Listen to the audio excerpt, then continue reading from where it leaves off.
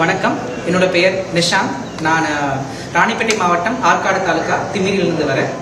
நான் வந்து யூஜி வந்து MBBS முடிச்சிருக்கேன் சென்னை மருத்துவக் கல்லூரியிலிருந்து 2024ஆம் ஆண்டு லாஸ்ட் இயர் தான் முடித்தேன். முடிச்சதுக்கப்புறம் வந்து நான் UPSC ப்ரிப்பரேஷன் ஸ்டார்ட் பண்ணேன். அண்ட் இது என்னோட முதல் அட்டம்ப்ட்லேயே வந்து நான் வந்து ஆல் இந்தியா ரேங்க் 821 எடுத்திருக்கேன். அதுக்கு முழு காரணம் வந்து பார்த்தீங்கன்னா நான் முதல் திட்டம் தான். நான் காலேஜ் முடிச்சதுக்கு உடனே வந்து நான் ஜூனில் முடித்தேன் காலேஜை. நான் ஆகஸ்ட்டில் வந்து நான் முதல் தகுதி தேர்வு நடந்துச்சு, அந்த ஸ்காலர்ஷிப் எக்ஸாம் நடந்துச்சு. அந்த எக்ஸாம் எழுதினேன். அது மூலிமா வந்து எனக்கு வந்து இந்த கிரீன்வே சாரில் இருக்க all India civil service coaching சென்டரில் வந்து தங்கி படிக்கிறதுக்கான வாய்ப்பு கிடைச்சது ப்ரிலிம்ஸ்க்கு. ஸோ அது மூலிமா நான் இங்கே வந்து நவம்பர் மாதம் தான் வந்தேன். இங்கே வந்து 7 மாதம் வந்து எனக்கு நான் முதல் திட்ட இயக்குனர் திரு சுதாகரன் IRPS சார் அவரோட தலைமையில் இயங்குகிற நான் முதல் டீம் இருக்க ஃபேக்கல்ட்டிஸ் இவங்க எனக்கு ரொம்ப சப்போர்ட்டிவாக இருந்து எனக்கு வந்து UPSனா என்ன, UPSC எப்படி வந்து அணுகிறது, அதோட நெளிவு சுழிவுகள் எல்லாத்தையும் வந்து எனக்கு நல்லபடியாக ஒரு மென்டாராக இருந்து கைட் பண்ணார் சார். ஸோ அவருக்கு இந்த நேரத்தில் ரொம்ப ரொம்ப நன்றி கடன் பட்டிருக்கேன். அண்ட் இந்த திட்டத்தை வந்து கொடுத்த மாண்புமிகு தமிழ்நாடு முதல்வர் அவர்களுக்கு என்னோட நெஞ்சார்ந்த நன்றியை தெரிவித்துக் கொள்கிறேன். அண்ட் இதுக்கு உறுதுணையாக இருந்த என்னோட பேரண்ட்ஸ், என் அப்பா அம்மா, என்னோட குடும்பத்தார் எல்லாருக்கும் வந்து நான் ரொம்ப ரொம்ப நன்றி செலுத்துகிறேன். ஏன்னா ஒரு டாக்டராக வந்துட்டு வேலை, ஏன்னா நான் வீட்டில் சில நிதி பற்றாக்குறை, நிதி நெருக்கடி இருக்குது. படிப்பு முடிச்சுட்டு டாக்டர் வேலைக்கு போகாமல் ஏன் இன்னும் IAS அதுவும் வேற எதுவும் படிக்கிறேன்னு சொல்லிட்டு கேட்காம என் ஆசையை நம்ம நிறைவேற்றணும்னு சொல்லிட்டு நீ என்ன வேணா பண்ண நாங்கள் பார்த்துக்குறோம் அப்படின்னு சொல்லிட்டு அந்த ஒரு தைரியத்தையும் ஒரு உறுதுணையாக இருந்த என்னோட பேரண்ட்ஸ்க்கு வந்து நான் ரொம்ப ரொம்ப நன்றி சொல்லிக்கிறேன் சார். சார் ஆக்சுவலாக இது வந்து என்னோட சின்ன வயசுலேருந்து நம்ம ஒரு நியூஸ்லாம் பார்ப்போம்ல, கலெக்டரை பார்ப்போம். அண்ட் அது மூலிமா என்னென்ன மாற்றங்கள் நம்ம சமுதாயத்தில் நிகழ்ந்து பார்த்துருப்போம். ஸோ அதனால வந்து எனக்கு சின்ன வயசுலேருந்தே வந்து ஒரு IAS ஆஃபீஸர் ஆகணும் ஒரு ஆசை. பட் 12th எழுதினேன். 12th நீட் எழுதினேன். நீட்லேயும் வந்து எனக்கு நல்ல ரேங்க் எடுத்தேன். அது மூலிமா எனக்கு வந்து மெட்ராஸ் மெடிக்கல் காலேஜில் வந்து ஒரு மருத்துவம் படிக்க வாய்ப்பு கிடைச்சது. ஸோ அந்த வாய்ப்பை நம்ம ஒரு எங்கள் குடும்பத்தில் நான் முதல் டாக்டர்.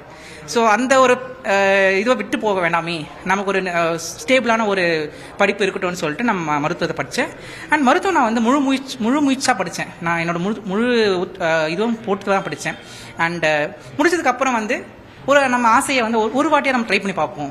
ஏன்னா நம்ம அதுக்கப்புறம் பிற்காலத்தில் பண்ண முடியாது, நம்ம அதை ரெக்ரெட் பண்ண வேணாமேன்னு சொல்லிட்டு நான் அந்த ஒரு ட்ரை பண்ணி பார்ப்போம்னு சொல்லி கொடுத்தேன். அண்ட் இந்த முயற்சியில் வந்து எனக்கு லக்கியாக நான் வந்து நான் முதல் திட்டத்தில் இணைஞ்சு ப்ரிலிம்ஸ், மெயின்ஸ், இன்டர்வியூ இந்த 3 ஸ்டேஜ்லையுமே எனக்கு வந்து UPSC 3 ஸ்டேஜுக்குமே வந்து நான் முதல் கிட்டத்தில் அகாடமிக் சப்போர்ட்டும் அது மட்டும் இல்லாமல் ஃபினான்ஷியல் சப்போர்ட்டும். மெயின்ஸுக்கு வந்து 25,000 ரூபாய் கொடுத்தாங்க கவர்மெண்ட்லேருந்து, இன்டர்வியூக்கு வந்து 50,000 ரூபாய் கொடுத்தாங்க. அது மொத்தம் இன்டர்வியூ செலவுக்கு ரொம்ப நல்லா யூஸ்ஃபுல்லாக இருந்துச்சு.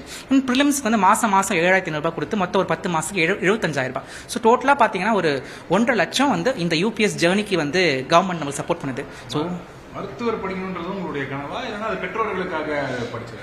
அது பெற்றோர்கள் அது மாதிரிலாம் கிடையாதுங்க. அது வந்து நான் IAS வந்து நமக்கு பெருசாக அவேர்னஸ் கிடையாது. நம்ம எங்கள் ஊர்லேயோ எங்கேயும் வந்து UPSCக்கு என்ன படிக்கணும் அந்த மாதிரி ஒரு அவேர்னஸ் கிடையாது. ஒரு ஆசை இருந்தே தவிர வந்து நமக்கு இதுதான் பண்ணணும் இப்படி தான் பண்ணணும்னு சொல்லிட்டு ஒரு இது இல்லை. நான் நீட் எழுதினேன். நீட்லேயும் நல்ல மார்க் கிடைச்சதுக்கப்புறம் அதுவும் மெட்ராஸ் மெடிக்கல் காலேஜ் ஒரு பெரிய கல்வி நிறுவனம், தமிழ்நாட்டிலேயே தலை சிறந்த மருத்துவமனை அண்ட் கல்லூரி. ஸோ அங்கே ஒரு வாய்ப்பு கிடைச்சதுக்கப்புறம் அதுவும் ஒரு ஃபேமிலியில் ஒரு முதல் டாக்டர், எல்லாமே பரம்பரையிலேயே நம்ம ஒரு ஃபர்ஸ்ட் டாக்டர்னு சொல்லுவாங்கல்ல. ஸோ அந்த ஒரு சந்தோஷமும் இருக்கணுமே. நான் எனக்கு பிடிச்சிருந்தது, எனக்கு பிடிச்சி தான் இந்த இது எடுத்தேன்.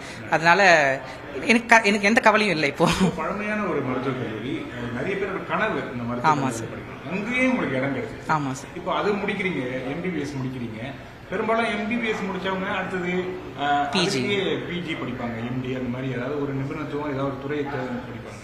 ஆனா அப்படி சூஸ் பண்ணாம நீங்க UPSC போயிருக்கு. இப்போ உங்களோட ஃப்ரெண்ட்ஸ் என்ன சொன்னாங்க? என்னோட ஃப்ரெண்ட்ஸு, ஃபேமிலி எல்லாருமே எனக்கு ரொம்ப ஏன்னா என்னோட நேச்சர் அவங்களுக்கு தெரியும், என்னோட ஆசை எல்லாமே என்னோட ஃப்ரெண்ட்ஸுக்கும் ஃபேமிலிக்கும் தெரியும். ஸோ அவங்க வந்து நான் முதல்ல வந்து ஒரு தயக்கம் இருந்துச்சு நான் ஃபேமிலியில். ஏன்னா அந்த ஒரு நெருக்கடி இருந்துச்சு வீட்டில். வேலைக்கு போனால் ஒரு கன்ஃபார்மாக ஒரு MBBS டாக்டருக்கு ஒரு 50,000 வரை கிடைக்கும், அது நல்லா ஹெல்ப்ஃபுல்லாக இருக்கும்னு பார்த்தாங்க. பட் இருந்தாலும் வந்து பரவாயில்ல, நம்ம ஒரு வருஷம் நீ படிச்சு பாரு, ட்ரை பண்ணு சொல்லிட்டு எங்கள் வீட்டில் சொன்னாங்க.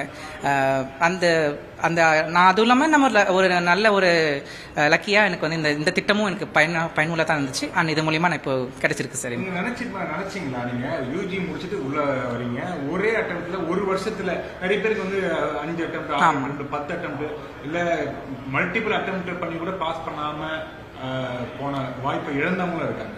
அப்படின்னா நீங்கள் ஒரே அட்டம்ப்ட்ல நீங்கள் உங்களால் கிளியர் பண்ண முடியும்னு நீங்கள் எதிர்பார்த்தீங்களா? நான் நான் எம்பிபிஎஸ் விட்டு இப்போ நான் வந்து டாக்டர் விட்டு இங்கே வரேன்னா நான் வந்து எங்கள் வீட்டை சொன்ன மாதிரி ஒரு அட்டம் கொடுக்கணும், அதை நான் நல்லா கொடுக்கணும், என்னோட முழு முயற்சியை கொடுக்கணும். அண்ட் முழு முயற்சியை கொடுக்கனாலுமே வந்து அது மட்டும் இல்லாமல் ஒரு மென்டார்ஷிப் வேணும், கைடன்ஸ் வேணும். அது வந்து இங்கே கிடைச்சது. நம்ம திட்ட இயக்குனர் திரு சுதாகரன் ஐயா சார் இருக்கார்ல, அவரும் நான் முதலும் டீம் இருக்கீங்க இங்கே, நான் டீம் நிறைய ஃபேக்கல்ட்டிஸ்லாம் இருக்காங்க. ஸோ அவங்களும் வந்து எனக்கு கம்ப்ளீட் சப்போர்ட். என்ன டெய்லி நான் வந்து ஒரு வாரம் சுதாகரன் சார் மீட் பண்ணுவேன்.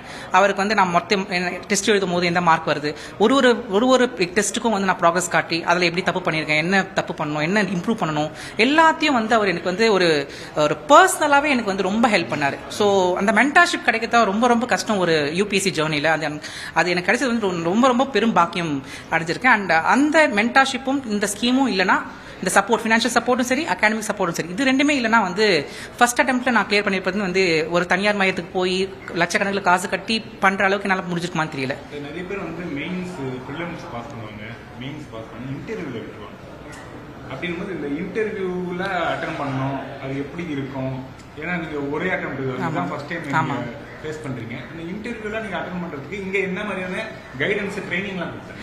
இன்டர்வியூ வந்து மெயின்ஸ் எக்ஸாம் முடிச்சதுக்கப்புறம் ஒரு 2 மாதம் கேப்பில் வந்து ரிசல்ட் வரும். ஸோ அந்த சார் வந்து 2 மாதமே நீ சும்மா இருக்காத, நீ வந்து இன்டர்வியூக்கு எதனா கொஞ்சமாவது ப்ரிப்பேர் பண்ணி வை, உன்னோட மாவட்டத்தை பற்றி ப்ரிப்பேர் பண்ணி வை, உன்னோட ஊர் பற்றி, அப்பா அம்மாவோட ஊர் பற்றி, இல்லை அவனோட தொழில் பற்றிலாம் ப்ரிப்பேர் பண்ணி வச்சோன்னா அந்த இன்டர்வியூக்கு அதெல்லாம் கேட்பாங்க. ஸோ அதெல்லாம் ப்ரிப்பேர் பண்ணி வச்சுன்னு சொன்னார். ரிசல்ட் வந்துச்சு, மெயின்ஸ் ரிசல்ட். அதில் பாஸ் பண்ணதுக்கப்புறம் இங்கே வந்து நமக்கு அங்கே ஆல் இந்தியா சிவில் சர்வீஸ் சென்டரில் வந்து 1 மாதத்துக்கு இன்டர்வியூ ப்ரிப்பரேஷனுக்காக தங்கி படித்தோம். ஸோ அவங்களும் வந்து எங்களுக்கு வந்து இங்கே இந்த சென்டர்லேயே வந்து நமக்கு வந்து இன்டர்வியூ எப்படி ஹேண்டில் பண்ணுறது, எப்படிலாம் கொஸ்டின்ஸ் ஃபேஸ் பண்ணுறது, அதெல்லாம் வந்து சொல்லிக் கொடுத்தாங்க. அப்புறம் வந்து 1-to-1 வச்சாங்க. ஒரு ரிட்டையர்ட் ஐஏஎஸ் சார் இருக்கார், அவரும் ஜவஹர் சார், அவரோட 1-to-1 வச்சோம். ஸோ இது மாதிரி நிறைய பேர் வந்து கூப்பிட்டு வந்து அவங்களோட இன்புட்ஸ்லாம் கொடுத்து எங்களை வந்து ஒரு மோல்ட் பண்ணி இன்டர்வியூக்கு ப்ரிப்பேர் பண்ணாங்க. எனக்கு இன்டர்வியூ வந்து ஜனவரி 5 வந்துச்சு. ஸோ வெரி பிகினிங்லேயே ரொம்ப சீக்கிரம் வந்துச்சு. ஸோ அதனால் என்னால் ரொம்ப ப்ரிப்பரும் பண்ண முடியல. என்னால் எவ்வளோ முடியுமோ அந்த டைம்ல நான் வந்து கொடுத்துருக்கேன் சார்.